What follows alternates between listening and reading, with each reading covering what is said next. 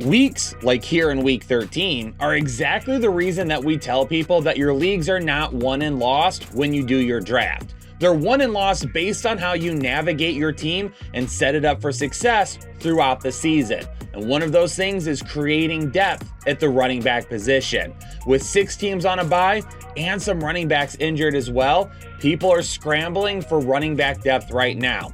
If you've done a good job of creating that depth on your team, you should be solid. But if you need a win this week, if you're just on the outside looking in at the playoffs right now and you haven't reinforced your running backs, then here in week 13, you might be Yo, Headliner Nation. Okay, maybe things aren't looking nearly as bad as I just made them sound, but hopefully for you, they aren't. And you've already got your lineup set and you're ready to roll. But if you have some tough decisions that you don't know how to make right now, then my top 30 running backs is going to be exactly what you need to get ready for week 13. Make sure you hit that like button, subscribe if you're new here to the channel. But before I jump into the rankings, I've got a gift that I need to give away from Manscaped. Last week during my running back start and sit show, I told everyone that I had this awesome gift package from Manscaped that I wanted to give away. And today's winner is going to be Mike Andrew 5090. Appreciate you leaving a comment last week so you could be entered into the drawing to win this awesome gift. Make sure you send me an email, info@thefantasyheadliners.com, so we can get your shipping information and get your awesome Manscaped package sent to you right away. All right, Headliner Nation, without further ado, let's hop right into it. We all know Christian McCaffrey is going to be #1 overall, but who's going to follow in right behind him?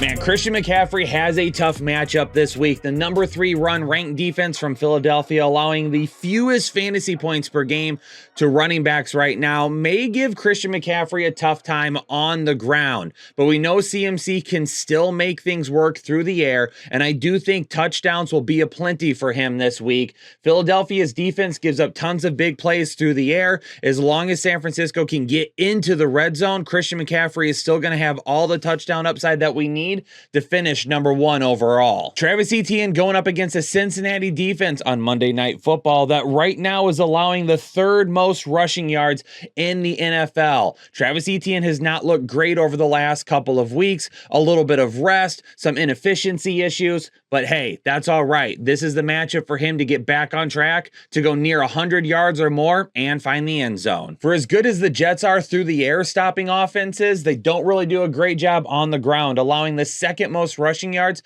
in the NFL this season. Bijan Robinson got off to a hot start last week, saw a little movement on and off the field for Tyler Algier and Cordero Patterson as the game went on, but he still scored a couple of touchdowns and went well over 100 total yards. And this week going up against the New York Jets, especially since Atlanta's probably not going to want to rely on Desmond Ridder to win this game, Bijan Robinson should see enough volume to get us into top 3 territory. As the season has worn on, Indianapolis's run defense has gotten progressively worse. Now they get Derrick Henry coming off of a good game last week that could be ready to take advantage of another soft defense, especially if Tennessee can get this in a neutral game script and keep it there. Derrick Henry should see plenty of touches and possibly the end zone this week. Carolina is currently allowing the 3rd most fantasy points to the running back position, and Rachaad White is coming off his first 100-yard game of the season last week.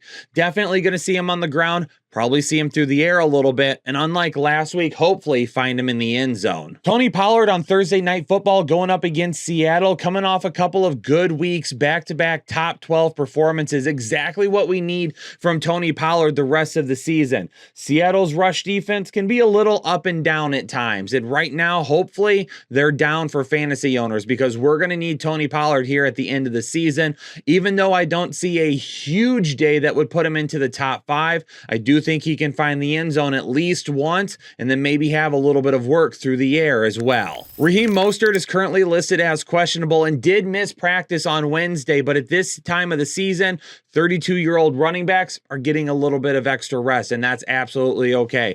Going up against Washington this week with still out having any word about whether Devon Achane is going to be playing this week or not, Raheem Mostert would be firmly locked inside the top 10 if Achane misses once again. Alvin Kamara is going to have a tough time on the ground against Detroit this week, and that's all right. Even if he does see a lower floor in the run game, it's the passing game where he is reaching his ceiling. So he doesn't have the biggest upside upside in the world this week, but I've got him at number 8 because he has a decent floor in half PPR and full PPR leagues, because he could see anywhere along the lines of 7 to 10 targets this week. Austin Ekeler going up against New England. He's had a tough time on the ground as of recent, still getting some targets through the air, but Los Angeles really needs to figure out how we can get Austin Ekeler going. Going up against New England, he's going to have to score his fantasy points through the air or find the end zone a couple of times to get him up inside here, but I do know Los Angeles right now is probably going to want to come out and try to make a statement against a New England team that continues to flounder. Zach Moss finds his way inside my top 10 this week with no Jonathan Taylor after he had surgery.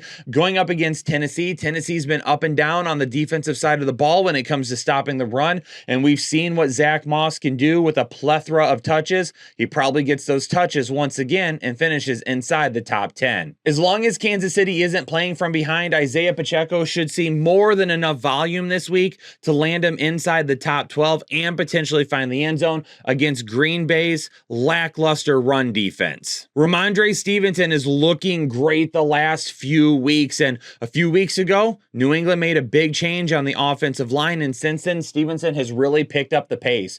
Going up against the Chargers, definitely could reach this top 12 ceiling if he can break off a couple of big plays and find himself helping through the air. Kyren Williams is coming off a huge week last week, but I'm sorry, going up against Cleveland, he's not going to have the same type of ceiling. And I'm not being disrespectful because there's no one that loves Kyren Williams more than your boy. I've been talking about him for a year, but the Cleveland Browns right now ranked 12th against the run.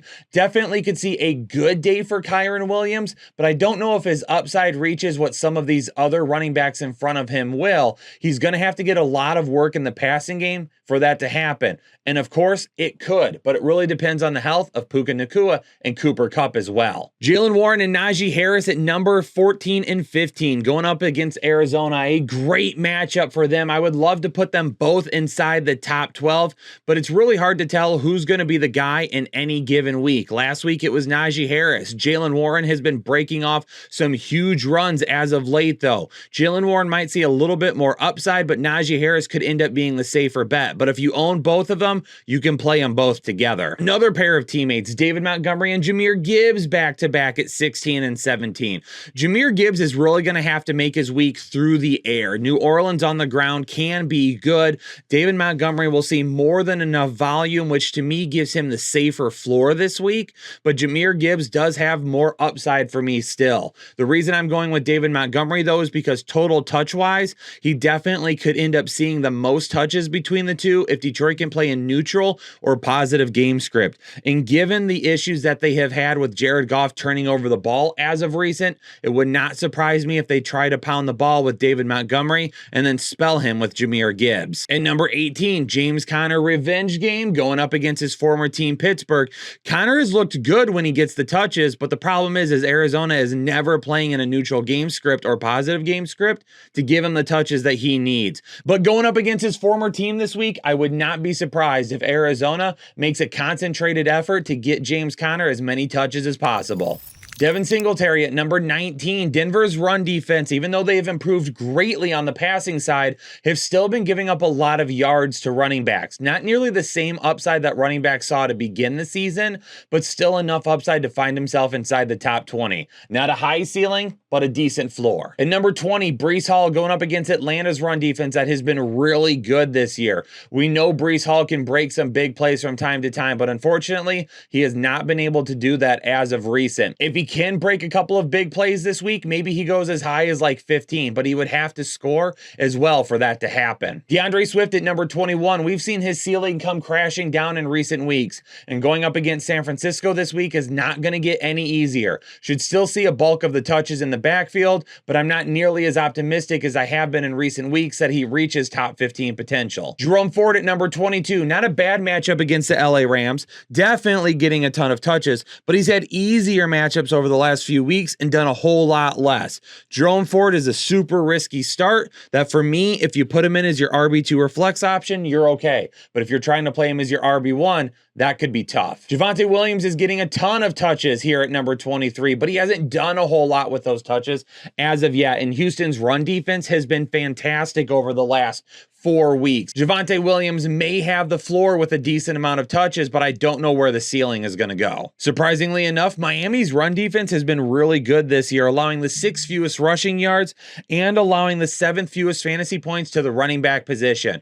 Brian Robinson at number 24 is going to have to get some work in the passing game this week, especially if Washington is playing in a negative game script. Joe Mixon at number 25 gets a tough matchup against Jacksonville that will probably already be focused on the run game as it is. If you're playing Joe Mixon this week, don't expect a high upside, but I definitely would expect a better floor than what we saw last week. Zach Charbonnet, he's getting touches right now with no Kenneth Walker, but he's not doing a whole lot with them. He's had some tough matchups, and even throughout the year, he hasn't really taken advantage of the plays that he's been getting. So for this week going up against Dallas, while a lot of people would love to see him go off, it's just probably not going to happen. A.J. Dillon going up against Kansas City, a lot of his work this week is going to depend on whether or not Aaron Jones finds any touches whatsoever. I'm doubting he does, but for A.J. Dillon, even with no Aaron Jones, he's had a floor of RB24 the last 2 weeks. Chuba Hubbard at number 28, I'm tossing him into the top 30 based solely on his passing game work. Tampa Bay does an absolutely great job of stopping the run, and we already know that Carolina is probably going to be playing from behind this game, so Chuba Hubbard isn't going to get a whole lot of work on the ground, but my hope is that he gets 7 or so targets through the air this week to kind of help prop him up into this area. Kareem Hunt at number 29 is going to be touchdown dependent once again, but with the possibility that Joe Flacco is going to be the starting quarterback from them this week, I would not be surprised if they're trying to run the football as much as possible, and that could still give Kareem Hunt enough touches to get him right here. Number 30, Samaje Perine found himself with a goal line touchdown last week going up against Houston this week, though, could see himself on the field quite a bit in passing down situations and could see quite a few targets as well. In half PPR and full PPR leagues, he could be a flex option if you're scrambling for somebody to put in there. All right, I've got a few guys on the outside looking in. Antonio Gibson, Tajay Spears, Zeke Elliott, Tyler Algier, Rico Dowdle, Kenneth Gainwell, Jeff Wilson. There's not a whole lot of upside with any of these names. Any of these guys that are listed are purely emergency options that you're hoping either get enough work in the passing game to help give them maybe 5, 6, 7 fantasy points for you, or can find the end zone. That's what you're hoping for with these options. But if you find yourself looking at these options right now, trying to figure out who to play, then the beginning of the video, I was talking to you. All right, Headliner Nation, there you have it. My top 30 running backs and a few guys on the outside looking in. Do me a favor, and before you get out of here, hit that like button and turn on the bell notification. So anytime we go live or drop new content, you'll be ready to hop right onto it. For now, ladies and gentlemen, I've got to get out of here though. Peace out, stay safe, stay healthy, and I'll catch you all in the next episode of the Fantasy Headliners.